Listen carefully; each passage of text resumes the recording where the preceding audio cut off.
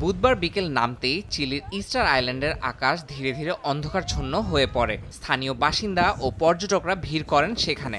সবার চোখে বিশেষ সুরক্ষামূলক চশমা। মূলত বিরল সূর্যগ্রহণ দেখতেই এখানে জড়ো হয়েছেন তারা। দিনটিকে স্মরণীয় করে রাখতে আশেপাশে সঙ্গীত, উল্লাস আর উৎসব মুখর পরিবেশে মেতে ওঠেন সবাই। প্রাচীন মোয়াই ভাস্কর্যের সামনে ইস্টার আইল্যান্ডে চলে এই বিরল মহাজাগতিক দৃশ্য উদযাপন।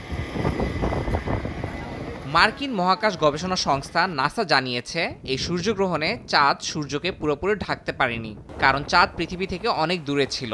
এর ফলে চাঁদের চারপাশে সূর্যের আলো আংটির মতো একটি উজ্জ্বল বৃত্ত তৈরি করে, যার নাম দেওয়া হয় রিং অফ ফায়ার।